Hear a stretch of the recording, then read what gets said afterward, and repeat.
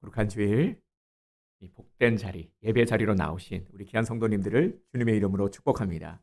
네, 일단 우리는 먼저 승리를 이룬 것이죠. 왜냐하면 예배 자리로 나왔기 때문에.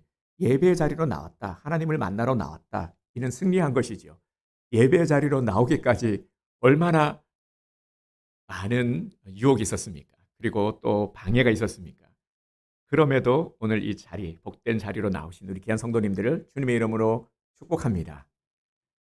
네, 우리 성도님들은 대부분 인생의 후반전 혹은 중반전 잘 준비하고 계시죠? 네, 대신방을 하면서요, 보니까 다들 인생의 중반전, 후반전을 준비하고 계시는 분들이 많으신 것 같습니다. 아니, 목사님, 중반전은 기준이 어떻게 됩니까? 중반전이 어디까지고 후반전이 어디까지입니까? 하실 수가 있을 것 같은데요. 네, 그거는 이제 본인이 정하기 나름인 것 같은데, 우리는 항상 내가 청춘이다, 그렇게 여기시면 될 것 같습니다. 사명이 있는 한, 우리가 일할 수 있는 힘이 있는 한 우리는 청춘이다. 그래서 우리가 나이를 먹어감에 따라 마음은 더 젊어져야 된다, 그런 말이 있지 않습니까? 우리 성도님들은 참 열심히세요. 다들 보면은 다들 부지런하십니다. 그래서 우리의 인생의 중반전 혹은 후반전을 우리가 잘 준비할 수 있기를 원합니다.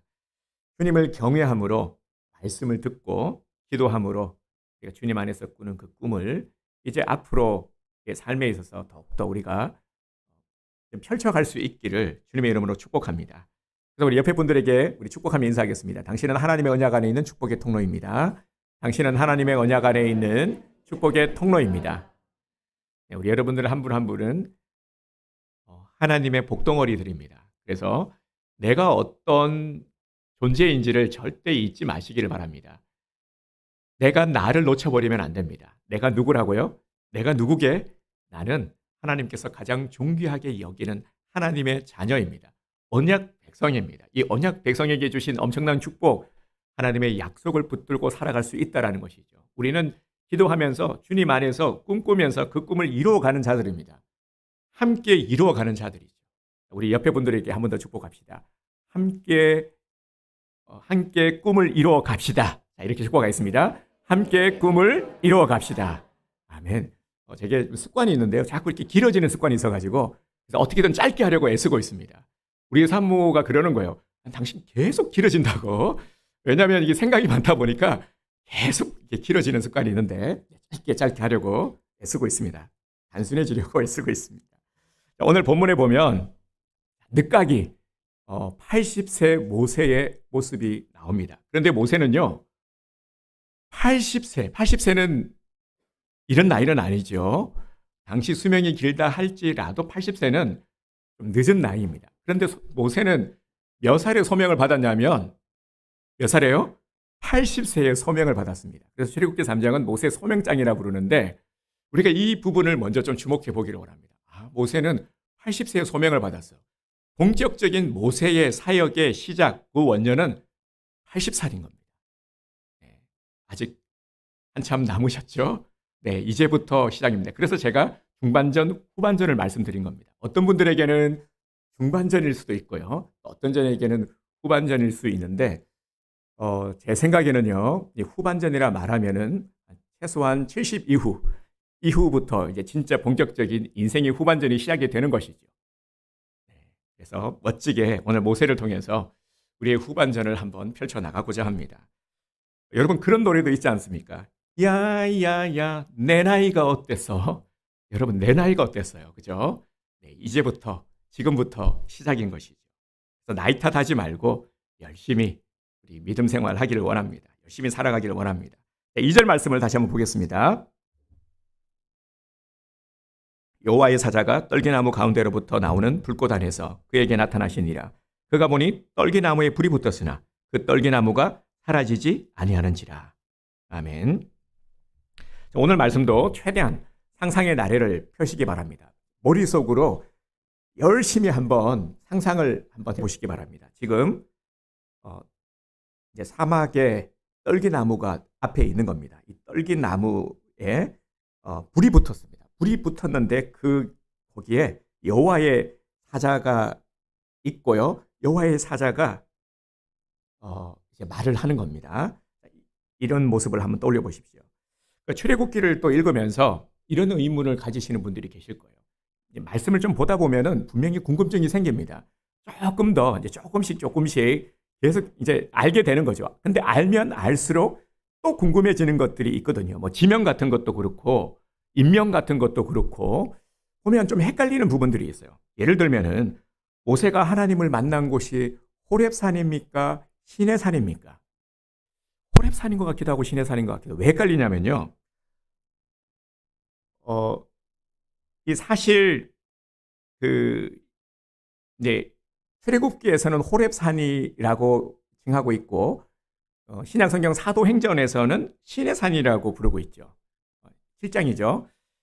사실 이런 다른 명칭이 아니라 동일한 명칭입니다. 그래서 이렇게 이해를 하시면 됩니다. 호렙산, 시내산, 뭐 사실 그게 맞는지 안 맞는지가 중요한 건 아니고요.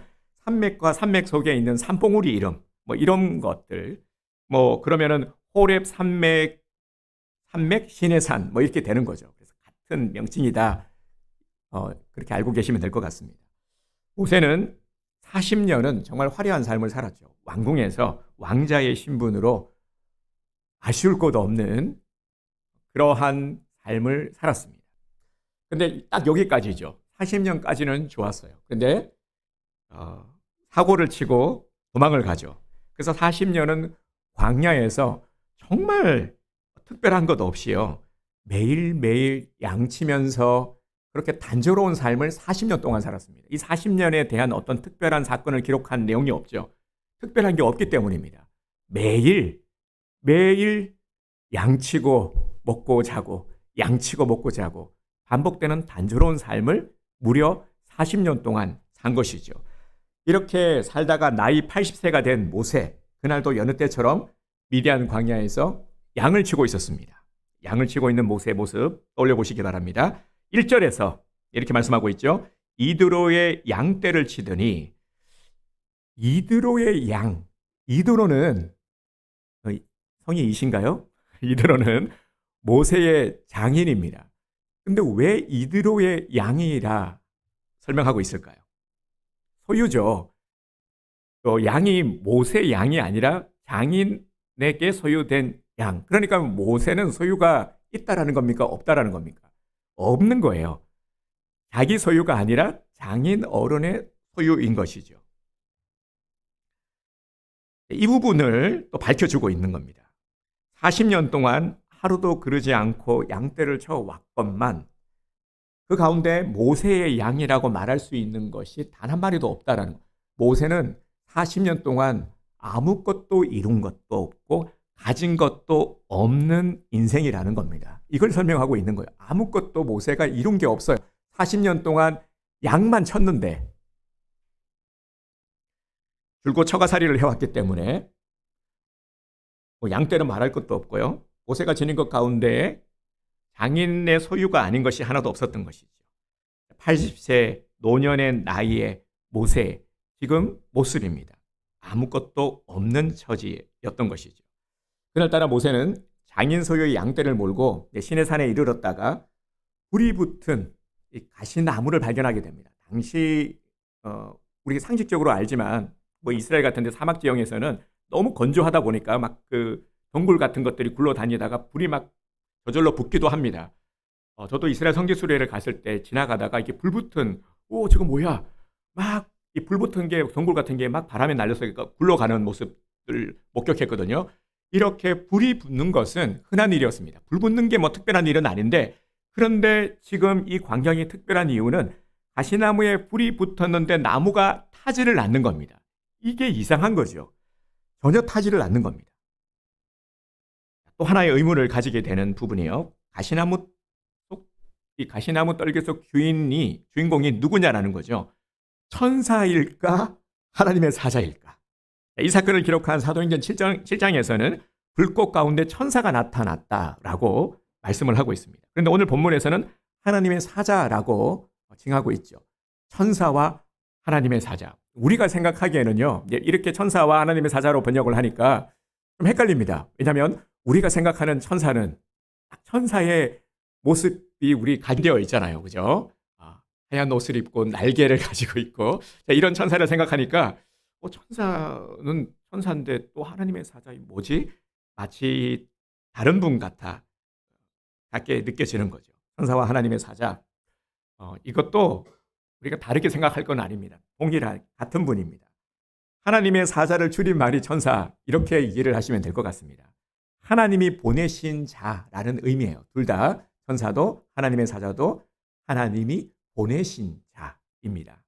3절에서 4절을 보겠습니다. 이에 모세가 이르되 내가 돌이켜 가서 이 큰 광경을 보리라. 떨기나무가 어찌하여 타지 아니하는고 하니 그때에 여호와께서 그가 보려고 돌이켜 오는 것을 보신지라. 하나님이 떨기나무 가운데서 그를 불러 이르시되 모세야 모세야 하시매. 아멘. 하나님이 떨기나무 가운데서 그를 불러 이르되 지금 누가 모세를 부르고 있는 것입니까? 하나님이시죠. 하나님이 모세에게 나타내셨다라는 것을 분명히 알 수 있습니다. 그럼에도 사도행전과 출애굽기가 그분을 하나님께서 보내신 자라고 부른 것은 하나님이 보내신 자. 이 부분을 좀 주목할 필요가 있는데요.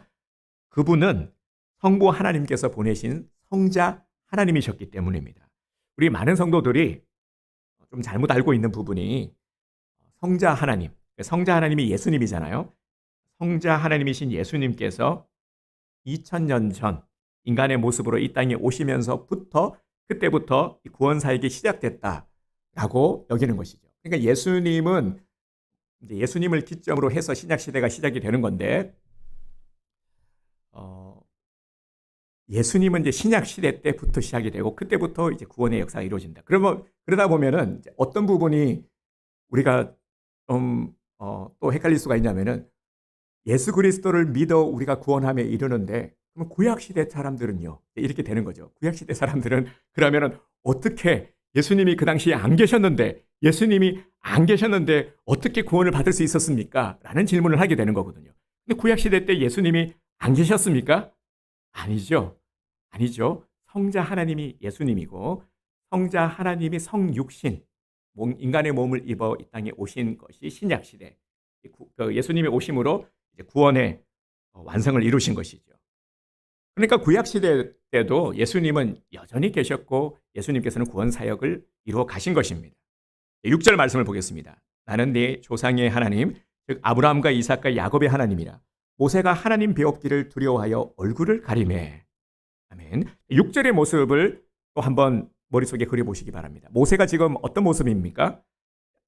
가시나무 떨기 속에서 말씀하시는 이가 하나님이심을 알았어요. 그죠? 그런데 모세는요. 두려워하여 얼굴을 가리매. 그러니까 지금 무서워하고 있는 모습이죠. 가시나무 떨기에 붙은 불꽃 가운데서 하나님의 음성이 들리는 순간 모세는 그만 무서움에 사로잡히고 말았던 것입니다. 얼마나 무서웠던지요. 모세는 제대로 불꽃을 바라보지도 못했습니다. 두려워하여 얼굴을 가리매. 여러분 이 얼굴을 가린다. 저는 말씀을 준비하면서요. 이 얼굴을 가린다. 무서워서 얼굴을 가리는 경험 여러분 있지 않습니까? 제가 무엇이 떠오르냐면은 여러분 전설의 고향 아십니까? 네, 전설의 고향을 아시는 분들 많이 계실 텐데요. 어릴 때죠. 어릴 때 전설의 고향을 하면은 막 이게 귀신이 막 나타나잖아요. 그러면은 이불 속에 이불을 덮어쓰고 이렇게 했던 안 그러셨나 봐요. 그랬던 기억이 떠오르는데 그 정도로 무서웠던 것이죠. 저는 이제 그때가 생각이 납니다. 모세가 하나님 배웁기를 두려워하여 얼굴을 가리매. 이것을 보면 모세는 진짜 두려워 떨고 있다라는 것을 알 수 있습니다. 강심장 모세가 왜 이렇게 두려워 떨고 있는 걸까요? 오늘 우리는 모세가 하나님을 이제 하나님을 뵈면서 두렵고 떠는 모습에 좀 집중하기를 원합니다. 사실 모세에게 나타나신 하나님께서는 모세가 익히 알고 있던 하나님, 조상 대대로 믿어온 여호와 하나님이십니다. 그렇다면 모세는 그렇게까지 무서워할 것은 아니라는 거죠. 모세가 왜 지금 무서워 떨고 있는지, 떨고 있는 이 모세의 모습을 우리가 주목해 보면 조금 의아스러운 부분이 있죠. 모세는 익히 하나님을 알고 있었습니다. 우리 요게벳의 노래라는 찬양 아시죠? 네, 모르시는 분은 꼭 한번 찾아서 들어보시기 바랍니다. 제가 너무너무 좋아하는 찬양인데요. 요게벳이 모세의 어머니죠. 이 모세의 스토리는 다들 잘 알고 계실 테고요. 모세가 애굽 공주의 그 공주의 양자로 들어가게 되죠. 아들이 없었기 때문에. 그런데 참 하나님께서 또 기가 막히게 이 요게벳을 유모로 가게끔 합니다. 그래서 정말 친자 아들에게 젖을 물리게 되죠. 이렇게 최소한 3년, 길게는 5년 동안 당시 전통대로 그렇게 젖을 먹이면서 어머니 품에서 양육을 받았습니다. 그때 모세는 이미 어머니로부터 얘기를 들었을 거고요. 어릴 때지만 그래도 얘야 하면서 이렇게 서근서근 말하지 않았겠습니까? 얼마나 지극정성으로 그렇게 모세의 대화를 나누면서 가르쳤겠습니까? 분명히 하나님에 대해서 알고 있었을 겁니다. 그래서 그 증거가 뭐냐면요. 40세까지 잘 살고 있다가 사고를 쳤잖아요. 그 사고가 어떤 사고였습니까? 왕자의 신분으로 있으면서도 이스라엘 노예를 학대하는 이 애국 간부를 보고는 이 분노를 참지 못했던 것이죠. 그래서 쳐 죽였죠. 그뿐 아니라 또 자신의 그와 같은 행동을 통해서 하나님께서는 이스라엘 백성을 구원해 주실 것이라는 믿음을 분명히 가지고 있었습니다. 만약 모세가 하나님에 대해서 정말 전혀 몰랐다면은 충분히 무서워할 수도 있을 텐데요. 그런데 모세는 이게 하나님을 알고 있었단 말이죠. 하나님께서는 조상 대대로 믿어온 이스라엘의 하나님, 여호와 하나님이셨습니다. 그렇다면 모세는 무서워할 게 아니라 오히려 반가워했어야 되는 것 아닙니까? 엄청 반가워해야 되는 거죠. 특히 80세가 되도록 광야에서 40년은 정말 무료하다 싶을 만큼 매일 단조로운 생활을 했습니다. 매일 똑같이 반복되는 40년의 시간을 보냈단 말이죠. 그러면 이 무료한 시간에 하나님께서 자기를 부르시니까 하나님이 부르셨다라는 것은 이제 뭔가 특별한 일을 가지고 나를 찾아오신 것이다 라는 기대감이 있지 않겠습니까? 그러면 정말 큰절하면서 엄청 반가워해야 될 텐데, 반가이 맞아야 될 텐데 왜 하나님 보기를 두려워했을까? 그럴 만한 이유가 있었기 때문이죠. 그동안 하나님에 대해서 알고는 있었지만 관념적으로 알고 있던 하나님을 이제 인격적으로 만났기 때문입니다. 모세가 하나님을 만나면서의 이 반응, 두렵고 떨리는 이 모습에 우리가 주목하자라고 말씀을 드렸죠. 모세가 그동안 하나님에 대해서 들었고 지식적으로는 알고 있었어요. 하나님을 알고 있었습니다. 분명히 또 믿고도 있었죠. 하지만 하나님을 한 번도 대면하여 본 적은 없었던 겁니다. 그러니 거룩하신 하나님을 직접 대면하는 순간, 만나는 순간 하나님에 대한 이 두려움에 사로잡혀서 감히 하나님을 바라볼 수 있는 엄두조차도 내지 못했던 것이죠. 하나님을 경외하는 것은 하나님을 두려워하는 것이기 때문입니다. 이처럼 하나님을 피상적으로 알던 사람이 삼위일체 하나님을 말씀을 통해서 그리고 또 인격적으로 만날 때에 나타나는 현상이 무엇이냐면 하나님에 대한 두려움입니다. 하나님에 대한 두려움, 이를 경외라고 말하죠. 다시 말씀을 드리지만 우리가 하나님을 알고 있고 하나님을 이제 믿어왔지만 하나님을 대면하여 인격적으로 만난다라는 것은 이제 하나님을 대면하여 본다라는 의미가 있는 것이죠. 근데 우리가 어떻게 하나님을 대면하여 볼 수 있냐면은 삼위일체 하나님을 말씀을 통해서 깨닫게 되거나 혹은 또 하나님을 인격적으로 만나게 될 때, 그럴 때 우리는 하나님을 두려워하는 마음을 갖게 됩니다. 하나님을 경외한다라는 것 자체가 하나님을 두려워한다라는 것이고요. 하나님을 두려워함 없이는 참된 믿음이 성립될 수가 없는 것입니다. 오늘 본문이 우리에게 주는 분명한 영적 교훈이 있습니다. 하나님을 경외하는 자들은 하나님에 대한 이 경건한 두려움을 갖게 된다는 것입니다. 이 하나님에 대한 두려움을 갖는 것, 이것이 정말 중요한 요소입니다. 하나님을 인격적으로 만난 사람은 하나님에 대한 경건한 두려움을 반드시 갖게 됩니다. 거룩하신 하나님 앞에 서는 순간 어떻습니까? 왜 얼굴을 가리게 됩니까? 왜 부끄러운 마음을 가지게 됩니까? 무엇 때문에요? 내 안에 있는 죄, 이 죄가 낱낱이 드러나기 때문에. 거룩은 죄가 없는 상태입니다. 하나님은 거룩하신 분이죠. 하나님은 죄가 없는 분이기 때문에. 그런데 우리는 사실 거룩이 성립될 수가 없는 사람입니다. 죄 때문이죠. 근데 거룩할 수 없는 우리가 거룩하신 하나님을 만난다라는 거는 이거는 사실 불가능한 일인 것이죠. 그래서 하나님 앞에 설 때는 우리 죄가 낱낱이 보이기 때문에 부끄럽고 두려울 수밖에 없는 것입니다. 경건한 신앙인은 하나님을 두려워하는 동시에 하나님의 사랑을 느끼게 됩니다. 여기서 하나님을 두려워하기는 하는데 이 두려움이 무서움의 두려움이 아니라는 것을 우리가 알게 되죠.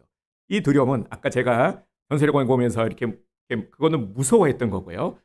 하나님을 향한 이 두려움은 이 무서움의 두려움이 아닙니다. 이 두려움 속에는 또 동시에 뭐가 있냐면은 하나님의 사랑, 강한 사랑을 느끼게 되는 겁니다. 우리가 주님을 두려워한다는 것은 이 죄 때문이지만 반면에 또 우리의 죄를 어루만지시고 사하시는 주님의 그 은혜의 손길을 알기에 강한 사랑으로 인해서 두렵지만 따뜻함을 동시에 느끼게 되는 것이죠. 하나님을 두려워할 줄 아는 사람에게는요, 역설적이게도 하나님이 무서운 심판자가 아니라 예수 그리스도를 통해서 죄를 사해 주시는 이 사랑의 하나님으로 다가와 주시기 때문에 따뜻함을 느끼게 됩니다. 하나님에 대해서 이 경건한 두려움을 경험한 사람은 그 사랑을 깨닫고 이것을 우리가 변화라고 말하죠. 변화된 삶. 깨닫게 되면은 변화가 됩니다. 어떻게 변화가 되냐면은 그 깊은 사랑을 알기 때문에 사랑을 입어서 나도 어떻게 은혜에 보답할 수 있을까 이게 생각하게 되죠. 그래서 순종의 자리까지 나가게 됩니다. 깊은 사랑, 구원과 그 깊은 사랑을 깨달았기 때문이죠. 그래서 사랑에 대해서 너무 이 은혜를 입었기에 너무 이 빚진 자의 마음으로 어떻게든 그 사랑에 보답하려고 하는 그런 모습을 가지게 되는 겁니다. 이것이 순종으로 나타나는 것이죠. 따라서 오늘 우리는 하나님에 대한 두려움과 하나님에 대한 사랑을 깨닫고 순종의 모습으로 나아가야 하는 것입니다. 이게 오늘 우리의 목표가 되어야 되는 것이죠. 나는 그러면 하나님에 대해서 어떤 두려움을 갖고 있습니까? 한번 나를 돌아봅시다. 나는 하나님에 대해서 어떤 두려움을 갖고 있습니까? 이것이 아주 중요하다 말씀드렸죠. 나는 정말 하나님을 두려워하고 있습니까? 죄에 대한 두려움입니까? 아니면 경건에 대한 두려움입니까? 오늘날 교회들이요, 왜 세상에서 지탄을 받고 비난의 대상으로 전락을 했을까요? 예전에는 그런 말들을 많이 들었어요. 교회 다닌다라고 하면은 교회 다니지 않는 사람들도 인정을 해줬다. 최소한 저 사람은 정직하다. 왜냐하면 교회에 다니는 사람이니까 거짓말은 안 한다. 이런 인식이 있었다고 해요. 그래서 교회 다니는 사람을 신뢰를 해줬고 그래도 교회가 존중받는 그런 시기도 있었죠. 근데 지금은 어떻습니까? 지금은 그 반대죠. 저도 신우의 예배인도를 가는데요. 모습들을 보면은 그 가운데 직장 크리스찬들이 진짜 교회 다니는 사람들이 많은데 주저하는 거죠. 그래서 신우의 예배들 나오는 분들은 정말 훌륭한 분들입니다. 그 속에서도 하나님의 뜻을 발견하려고 하고 예배를 사모하는 자들이기 때문에 정말 괜찮은 분들이죠. 근데 대부분은 그렇지 않습니다. 왜 주저합니까? 내가 신앙인이라는 것을 드러냈을 때에 유익이 없다라고 여기는 거죠. 오히려 손해본다라고 여기기 때문에 감추는 겁니다. 정확하게 말하면 감추는 거죠. 신앙의 색깔을 감추는 겁니다. 불편하니까요. 유익되지 않는다라고 생각하니까요. 왜 이런 마음을 가질까요? 두려움이 없거든요. 하나님에 대해서 두려운 마음을 가지고 있지 않기 때문에 자기 본의로 그렇게 생각하게 되는 겁니다. 교회가 그렇다라는 거예요. 오늘 교회가 왜 힘을 잃었습니까? 하나님을 두려워하지 않으니까요. 왜 죄에 대해서 무감각합니까? 하나님을 두려워하지 않으니까요. 하나님을 두려워하지 않으니까 죄의식을 갖지 않고 각자 자기 소견에 옳은 대로, 사사기 시대가 그 대표적인 시대였지 않습니까? 행해졌던 모든 죄악들들 하나님을 두려워하지 않으니까요. 세상에서는 정의를 말합니다. 큰 소리를 냅니다. 하지만 정작 자신의 욕심을 이루기 위해서 살아가죠. 다른 사람 배려하지 않죠. 다른 사람 상관없습니다. 알바노, 내 할 바 아니야. 다른 사람은 내 할 바 아닌 거예요. 나만 괜찮으면 되는 거야, 나만. 내가 중요하니까. 그래서 보면 온통 상처투성입니다. 상처투성이지만 회복되지 못하고 계속해서 또 골마가는 거죠. 서로 계속해서 핥히고 상처 주고 회복되지 못한 채 그렇게 살아가는 모습들입니다. 이것이 하나님을 두려워하지 않는 이 시대의 비극적인 모습이죠. 믿는 사람과 믿지 않는 사람들, 세상에 나가서요, 볼 때 믿는 사람과 믿지 않는 사람들이 구분이 안 됩니다. 구분할 수가 없어요. 이건 정말 심각한 거죠. 거룩, 그래도 우리가 거룩한 하나님의 백성, 정말 거룩하기 위해서 애쓴다면 구분이 될 수밖에 없는데 구분이 되지 않는다. 제가 앞서 우리 크리스찬 직장인들의 말씀을 드렸지만 안 드러내려고. 그러니까 구분이 안 되는 겁니다. 하나님이 헷갈리시지 않을까요? 정말 내 백성이 어디 있는지 찾아봤을 때 헷갈리시지 않을까요? 못 찾으실 것 같아요. 그죠? 오늘 우리는 다른 어떤 것보다도 하나님을 두려워하는 마음을 회복해야 됩니다. 여기에서부터 진정한 우리 신앙의 회복, 삶의 회복이 일어나기 때문입니다. 여러분, 내가 두려워하고 신경 쓰는 것은 무엇입니까? 대부분 보면은요, 사람들은 무진장 신경을 많이 씁니다. 다른 사람들의 눈에 내가 어떻게 보일지, 다른 사람의 눈치를 살피고, 다른 사람들에게 있어서의 어떤 내 명예, 내 평판, 내 이미지, 이런 것들 무지무지 신경을 많이 씁니다. 얼마나 신경을 많이 쓰는지 몰라요. 그래서 이것 때문에 막 또 스트레스가 되고 그러지 않습니까? 그런데 내가 정말 주님께 잘 보이기 위해서 얼마나 애를 쓰고 있는지를 한번 생각해 봅시다. 정작 하나님에 대해서는 얼마나 신경을 쓰고 있습니까? 세상의 일, 세상의 사람들에게 있어서는 엄청나게 신경을 쓰면서 내가 하나님께 할애하는 시간은, 에너지는 얼마만큼 됩니까? 왜 우리는 하나님을 의식하지 않고 사는 걸까요? 하나님을 의식하지 않고 하나님을 두려워하지 않는다라면 이건 하나님을 경외하는 게 아니라 무시하는 겁니다. 경외의 반대는 무시하는 거죠. 정말 하나님을 무시하는 겁니다. 이제 거룩하신 하나님을 경외하는 두려움을 가집시다. 히브리서 12장 28절에 보면요, 우리 주보에 있습니다. 이번 주 요절 말씀으로 올렸는데, 네, 우리 함께 우리 히브리서 12장 28절 말씀을 선포하도록 하겠습니다. 그러므로 우리가 흔들리지 않는 나라를 받았은즉 은혜를 받자. 이로 말미암아 경건함과 두려움으로 하나님을 기쁘시게 섬길지니. 히브리서 12장 28절 말씀. 아멘. 경건함과 두려움으로 하나님을 기쁘시게 섬기시기 바랍니다. 말씀 그대로요. 경건함과 두려움으로 하나님을 기쁘시게 섬기시기를 바랍니다. 이게 우리가 해야 할 일입니다. 오늘 이 자리에 계신 우리 성도님들은 그래도 하나님을 경외하는 분인 줄 믿습니다.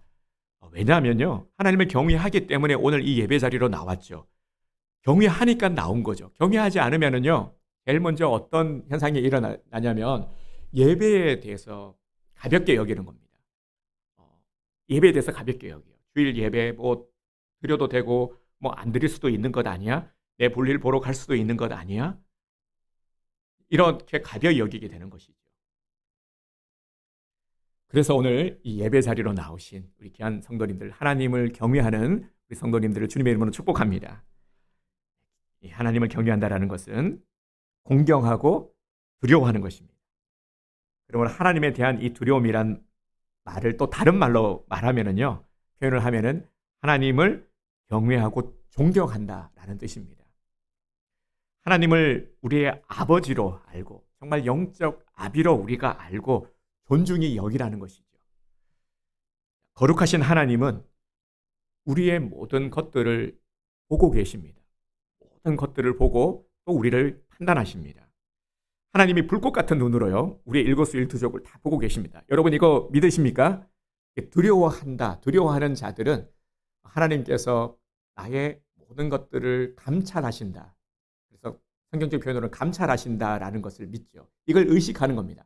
하나님을 의식한다라는 것은 하나님께서 나의 일거수일투족을 다 보고 계신다라는 것을 알고 있는 사람이에요. 여러분, 하나님께서 내 옆에 계셔서 나를 이렇게 불꽃 같은 눈으로 보고 계세요. 그러면 우리가 죄를 지을 수 있을까요? 함부로 말할 수 있을까요? 막 누군가를 향해서 막 욕설을 퍼부을 수 있을까요? 못하겠죠. 하나님께서 옆에 계시는데, 거룩하신 하나님께서 옆에서 보고 계시는데, 여러분 잊지 맙시다. 우리 하나님은 우리의 모든 모습뿐 아니라 생각까지도, 그리고 행동 하나하나까지도 내면 깊숙이 다 들여다보고 계시는 분이십니다. 우리 하나님은요, 우리의 머리털까지도 세시는 분이십니다. 우리가 거룩을 온전히 이루지 못하는 것은, 우리가 죄를 또 자꾸 짓게 되는 것은 하나님께서 우리를 보고 계시다, 감찰하신다 하는 것을 우리가 잊기 때문입니다. 이걸 놓치기 때문이죠. 성경에 보면 아간이 나오잖아요. 아간이 장막 아래에 그 은, 금, 신할산의 외투 한 벌 어떻게 했습니까? 숨겼죠. 숨겼는데 사람들은 몰라요. 아무도 뭐 안 봤으니까요. 사람들은 속일 수 있어도 하나님은 다 알고 계셨어요. 아간이 잘못한 것이 무엇입니까? 가볍게 여겼죠. 하나님이 자신을 지켜보신다라는 것을 가볍게 여긴 겁니다. 하나님을 두려워하지 않았기 때문에. 이것쯤이야 뭐 누가 본다고. 우리의 문제는요, 머리로는 하나님을 알고 있어요. 잘 알고 있죠. 하나님 이렇게 어릴 때부터 많이 듣고 보고 예배 때마다 설교를 또 얼마나 많이 들었습니까? 또 유튜브 보면 얼마나 많습니까? 그런데 진정 하나님을 두려워하는 이 두려움, 하나님을 경외하는 경외함이 없다라는 것이죠. 그러나 경건의 사람은 다릅니다. 우리 경건의 사람, 뭐 성경에 나오는 모든 인물이 다 하나님을 경외한 인물이지만 요셉을 또 떠올릴 수가 있죠. 요셉은 보디발의 아내가 유혹을 할 때에 아무도 없었어요. 뭐 유혹에 충분히 넘어가도 뭐 괜찮은 그런 상황일 수도 있습니다. 그래서 유혹인 거죠. 그런데 그 유혹을 뿌리쳤습니다. 왜 뿌리쳤습니까? 하나님을 경외하기 때문에. 하나님 앞에서 죄를 지을 수가 없다라는 그 마음으로 말이죠. 신앙의 마음으로 유혹을 뿌리친 것이죠.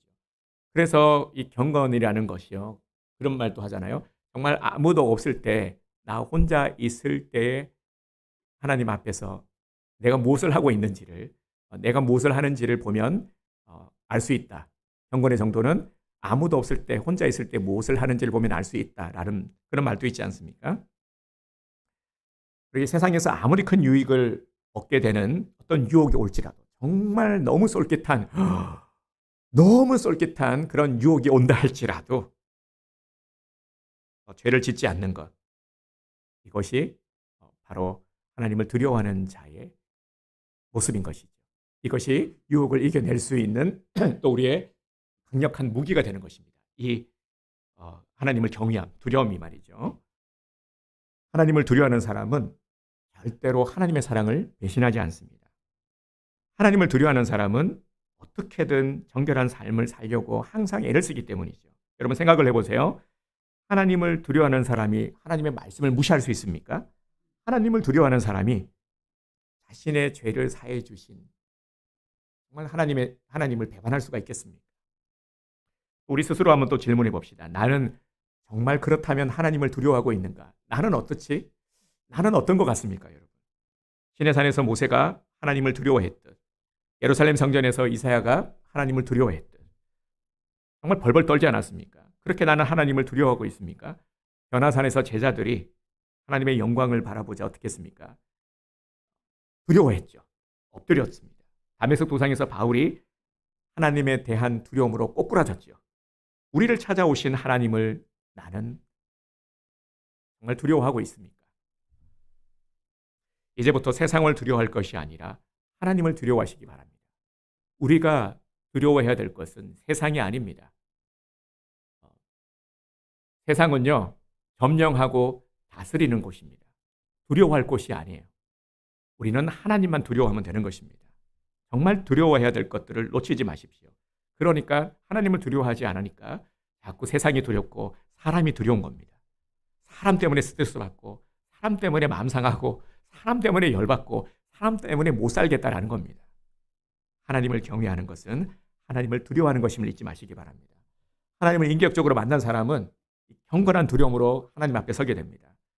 우리를 둘러싸고 있는 환경들, 문제들 보면은요, 우리가 항상 보면 기도의 제목도 그렇고 대부분이 다 어떤 환경적인 우리 주변의 것들, 둘러싸고 있는 우리를 힘들게 하는 것들이죠. 그러면 그럴수록 우리는 이 본질을 놓치지 말아야 됩니다. 그래야 우리가 살 수 있기 때문이죠.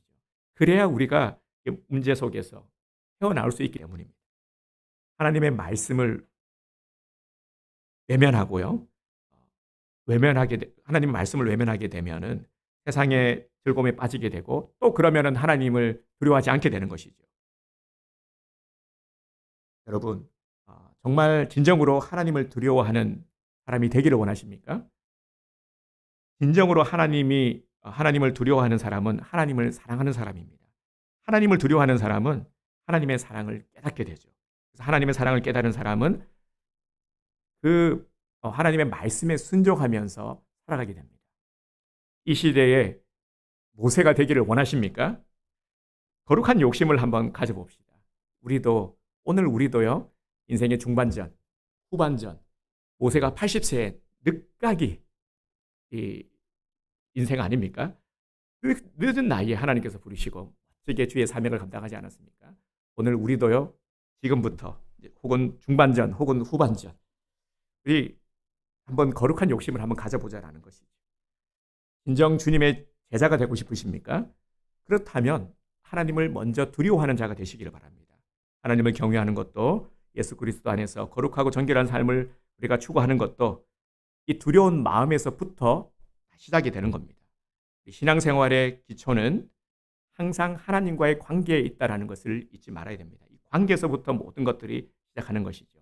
하나님과의 관계. 하나님과의 관계만 흐트러지지 않으면은 사람과의 관계도 회복이 될 수가 있고요.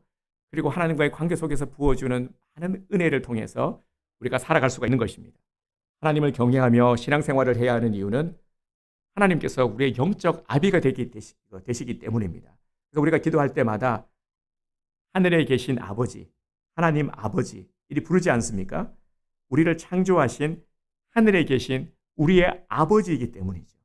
그래서 하나님 아버지를 경외함으로 우리는 항상 하나님을 만날 때, 우리 예배 자리로 나올 때, 그리고 말씀을 우리가 들을 때도 모세의 모습을 다시 한번 기억하시기 바랍니다. 가시나무 떨기 속에서 음성이 들려올 때 모세야, 모세야 부를 때 두렵고 떨리는 마음으로 엎드렸던 것처럼 이 모세의 모습처럼 말이죠. 그렇게 우리는 두렵고 떨리는 마음으로 말씀 앞에 오늘 우리를 부르시는 음성, 말씀을 통해서 주님은 우리에게 음성을 들려주고 계시는 겁니다.